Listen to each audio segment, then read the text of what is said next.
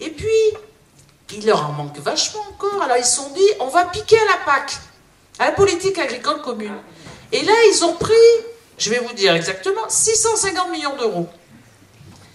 Alors moi, je leur ai dit, mais comment on va expliquer à nos agriculteurs, vu le problème de revenus qu'ils ont, qu'on leur pique l'argent pour ITER? Ah oui, mais on avait surbudgétisé. Et puis de toute façon, on ne peut pas leur rendre. Ce qui est faux. Parce qu'on aurait très bien pu dire, eh bien ces 650 millions, on les redistribue dans les États membres, vous voyez, pour qu'ils puissent augmenter le revenu des agriculteurs qui sont en situation hyper précaire. Eh bien pas du tout, ça a été piqué par ITER. Et puis il y a 190 millions qu'ils ont pris sur les frais administratifs, c'est-à-dire qu'ils ont dit, eh bien on ne va pas augmenter les fonctionnaires de l'Europe, et comme ça on leur pique 190 millions. Enfin je ne sais pas si vous voyez le budget comme il est monté. Alors la Commission a dit non.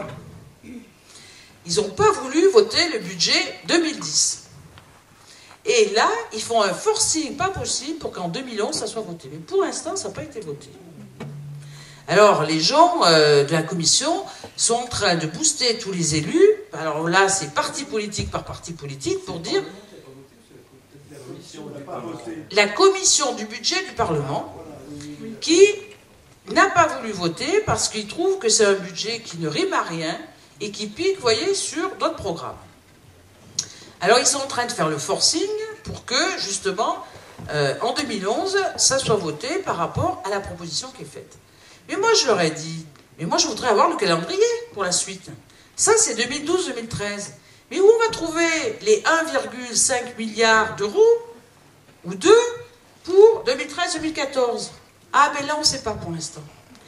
Donc, ce projet, quand même, il est un peu flingué par la façon dont il est financé. Et ils sont en train de jouer sur Euratom. Vous savez que c'est l'agence... Vous connaissez Euratom? C'est une agence européenne qui a 600 millions d'euros. Ils sont en train de se dire, eh bien, on va en piquer aussi là. Mais il n'y a pas de ligne aussi importante pour financer. Donc, vous voyez, d'un point de vue financier, ils sont quand même... ils ont un peu des problèmes. Et puis, il y a le problème du Japon. Alors, il y a eu des questions disant 9,1% le Japon. Est-ce que vous êtes sûr que les Japonais sont prêts à continuer? Parce que vu là, le problème au niveau de Fukushima, et si vous voulez, après on en reparlera, vous imaginez bien que les Japonais, leur priorité, c'est pas d'investir maintenant, même si c'était par rapport à ce qu'ils devaient apporter d'un point de vue nature, les 9,1%. Alors, ils ont dit, ils nous ont promis qu'ils allaient le faire au mois de juin. Sauf qu'à l'heure actuelle, la situation au Japon, elle est catastrophique. Et on pense qu'il y aura un problème économique énorme au niveau du Japon. Parce qu'on parle de Fukushima, avec tout le problème, si vous voulez, de l'irradiation, la contamination des aliments, mais c'est un problème, ça va être une faillite économique énorme au niveau du Japon. Donc, ça commence à flinguer. Et les États-Unis, ils sont sortis un an, en disant, Obama a dit, moi, c'est plus ma priorité ITER. Alors là, ils sont revenus, on les a forcés à revenir. Alors les Français, il faut un forcing pas possible, mais ils ne sont pas très chauds à continuer le financement. Donc on y arrivera peut-être, vous voyez, en jouant sur le budget. Mais l'obstacle qu'on a, c'est que des gens comme Jean-Marie Braun, il y en a très peu. Il y en a très peu qui essaient d'expliquer aux élus, on est dans une gabegie financière sur un projet qui est un vrai mythe, qui est un éléphant blanc, qui correspond à rien. Et les gens qui sont en train de vous enfumer sur ce projet, ce sont des gens qui jouent avec nous, c'est leur jouet. Ils veulent expérimenter, mais ça nous coûte combien et pourquoi faire? Et la priorité à l'heure actuelle, c'est pas de fabriquer de l'électricité en 2080 ou en 2100. Parce que nous, on ne sera plus là, mais les générations futures non plus, si on continue comme ça. Alors ça, c'est vraiment un problème politique énorme. C'est une énergie mortifère. Et maintenant, par rapport à ce projet d'ITER, ils veulent nous faire croire qu'on dispose, que la science répondra à tout. Or, on n'est même pas capable de fabriquer la boîte. Et on nous avait dit, rappelez-vous, sur les déchets radioactifs. Ah, mais les déchets radioactifs, c'est vrai qu'on ne sait pas les traiter, mais la science va faire en sorte à ce qu'on puisse réduire la radioactivité. Eh bien, regardez, 40 ans après, on sait. On ne sait pas réduire la radioactivité des déchets radioactifs. Et on sait qu'on ne saura jamais. Enfin, bon, je ne sais pas si on peut dire jamais, mais en tout cas, on n'a pas la solution. La seule solution, c'est de les enfouir ou de les entreposer. Donc, on est quand même dans une situation très problématique. Donc, il y aura cette délégation, et en même temps, il y aura quand même tout le débat aussi sur l'étude d'impact, puisque vous savez que quand même, il y a eu une très forte critique au niveau de l'étude d'impact qui a été présentée, et que l'agence de l'environnement a dit copie à revoir, parce que vous n'avez pas traité toute une série de problèmes, alors que ça soit sur les séismes, parce que...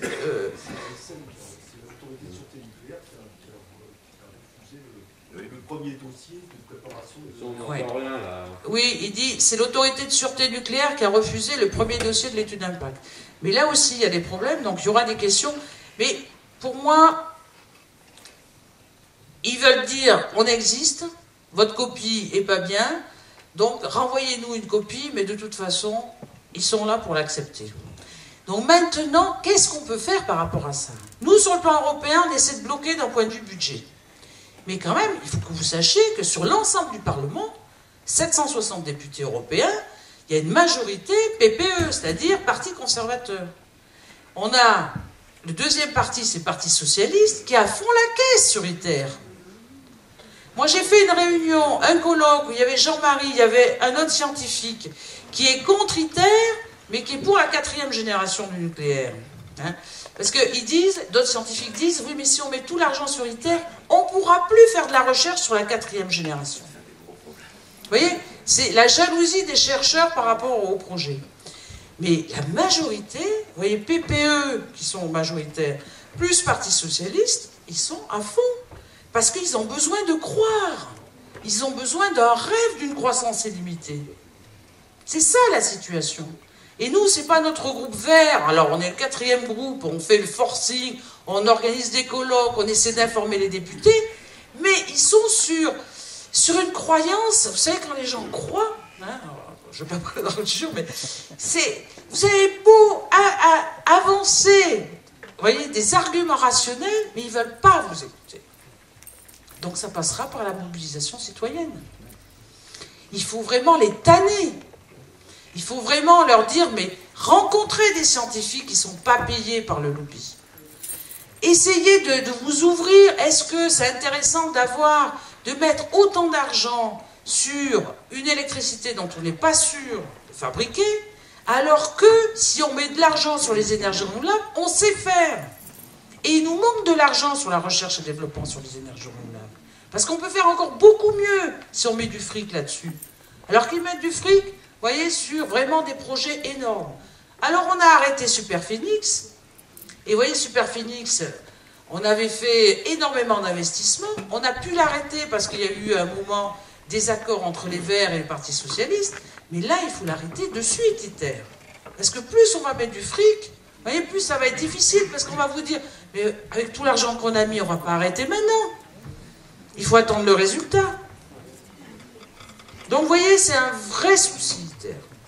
Et vraiment, là, il faut qu'on soit unis, il faut que les gens soient informés, soient éclairés, il faut diffuser l'information, et puis il faut faire un pressing au niveau des élus. Ou alors, il faut vraiment prendre le pouvoir. Hein. Il faut qu'on prenne le pouvoir, il faut qu'on explique au Parti Socialiste qu'il est hors de question qu'on votera pour eux à la présidentielle s'ils ne s'engagent pas à sortir d'ITER. Alors, on veut qu'ils sortent du nucléaire, mais il faut aussi qu'ils sortent d'ITER. Parce que vous voyez, ce n'est pas le danger immédiat qui est problématique sur ITER, à part le problème du tritium. Hein. Parce que ça, le problème du tritium, moi qui suis biologiste, si jamais il y a du tritium, de toute façon, on est incapable de stocker le tritium parce que ça diffuse partout. Ça fait, comme tu dis, de l'eau tritium, mais surtout, ça fait de la matière organique radioactive. Et la matière organique, on va le trouver dans tous les légumes. Hein, la photosynthèse, c'est du CO2 plus H2O. Donc si c'est de l'eau tritium, eh bien, on va le retrouver dans tous les acides aminés, vous voyez, dans toute la matière organique qui est présente au niveau des végétaux et après au niveau des animaux. Donc, après, on va bouffer du radioactif, quoi. Et puis après, ben, quand c'est dans nos cellules, vous savez, les rayonnements bêta, ben, ça va casser l'ADN et après, ça peut provoquer des cancers. Donc, c'est un problème énorme d'un point de vue sanitaire. Alors voilà la situation. Donc on a besoin de vous. On a besoin vraiment que, quitte à organiser d'autres réunions, etc., mais il faut vraiment que les gens s'intéressent à des projets, parce que moi je suis pour la recherche, mais pas ces recherches mortifères. Donc, réveillons-nous, indignons-nous et prenons des actions. Voilà. Merci.